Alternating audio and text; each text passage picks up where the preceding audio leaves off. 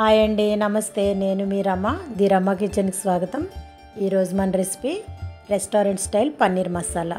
ఈ పన్నీర్ మసాలాని ఎలా చేసుకోవాలి, ఇది తయారు చేయడానికి మనకి ఏమేమి కావాలి ఇప్పుడు చూద్దాం.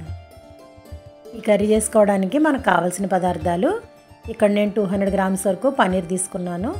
2 పెద్దవి ఆనియన్ ఫైన్గా చాప్ చేసుకోవాలి. 3 టమాటాలు పచ్చివే ప్యూరీ తీసి పెట్టుకోవాలి. 10 నుంచి 12 వరకు జీడిపప్పుల్ని మెత్తగా పేస్ట్ చేసి పక్కన పెట్టుకోవాలి. జీడిపప్పు పేస్ట్ చేసేటప్పుడు ముందుగా 10-15 నిమిషాలు గోరువెచ్చని నీటిలో నానబెడితే మనకి ఫైన్గా పేస్ట్ అవుతాయండి. అలాగే 2 మిర్చి ఫైన్గా చాప్ చేసుకోవాలి.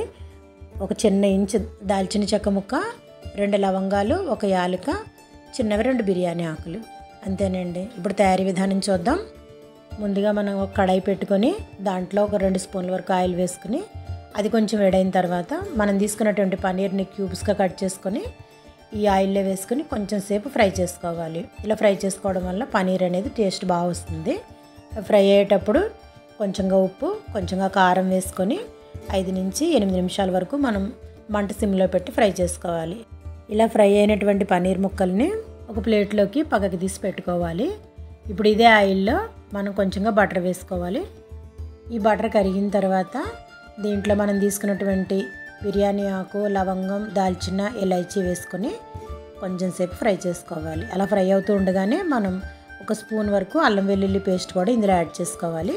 వేసుకొని అల్లం వెల్లుల్లి పచ్చివాసన లేకుండా ఉండేంత వరకు ఫ్రై చేసుకోవాలి. ఇది బాగా ఫ్రై అయిన తర్వాత ఇందులోనే మనం ఫైన్గా చాప్ చేసుకున్నటువంటి ఆనియన్స్ని వేసుకోవాలి. వేసుకొని మంట బాగా సిమ్లో పెట్టుకొని 10 నిమిషాల వరకు ఫ్రై చేసుకోవాలి. ఇలా ఆనియన్స్ బాగా ఫ్రై అవటం వల్ల మన గ్రేవీ అనేది టేస్ట్ బాగుంటుంది. ఇప్పుడు ఇందులోనే మనం కాజు పేస్ట్ని కూడా యాడ్ చేసుకోవాలి. యాడ్ చేసుకొని కొంచెం ఫ్రై చేసుకుంటే కాజు కూడా పచ్చివాసన లేకుండా ఉంటుంది. అప్పుడు మనం తీసుకున్నటువంటి టమాటో ప్యూరీని కూడా యాడ్ చేసుకోవాలి. టమాటో ప్యూరీ వేసిన తర్వాత కొంచెం ఎక్కువసేపు ఫ్రై చేసుకోవాల్సి ఉంటుంది. ఎందుకంటే టమాటోలు పచ్చివి కాబట్టి ఈ గ్రేవీ అంతా ఆయిల్ బయటకు వచ్చేంత వరకు కూడా ఫ్రై అవ్వాలి. దీనికి కొంచెం టైం ఎక్కువ పడుతుంది. ఇలా వేగేటప్పుడే మనం చాప్ చేసుకున్నటువంటి పచ్చిమిర్చిని కూడా ఇందులో యాడ్ చేసుకోవాలి. ఇప్పుడు ఇందులో కొంచెంగా పసుపు, కర్రీ సరిపడా ఉప్పు, కారం వేసుకొని మరి కొంచెం సేపు ఫ్రై చేసుకొని 1.5 టీ స్పూన్ పెరుగు ఇందులో యాడ్ చేసుకోవాలి. ఇలా పెరుగు వేయటం వలన గ్రేవీ బాగుంటుంది.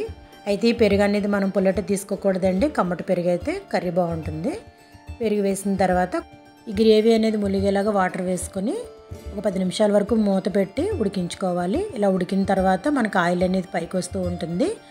ఆ స్టేజ్లో మనం పన్నీర్ ముక్కల్ని మనం గ్రేవీలో యాడ్ చేసుకోవాలి.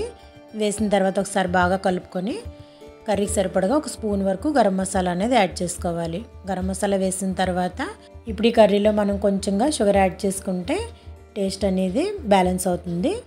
ఇప్పుడు మూత పెట్టి మరొక 10 నిమిషాల సేపు ఆయిల్ అంతా సెపరేట్ అయ్యేంత వరకు ఉడికించుకోవాలి. చివరిగా కొంచెంగా కసూరి మేతి వేసుకొని కలుపుకొని ఫైనల్గా కొత్తిమీరతో గార్నిష్ చేసుకుంటే పన్నీర్ మసాలా అనేది రెడీ అయిపోతుంది. ఈ పన్నీర్ మసాలాని మనం చపాతీ, రోటీ, పుల్కా దేంతో సర్వ్ చేసినా కూడా టేస్ట్ అనేది చాలా బాగుంటుందండి. ఈరోజు మా వాళ్ళ కోసం నేను చేసిన రెసిపీ అయితే ఇదేనండి. మరిన్ని రెసిపీస్తో ది రమ కిచెన్లో మళ్ళీ కలుద్దాం. బాయ్ అండి.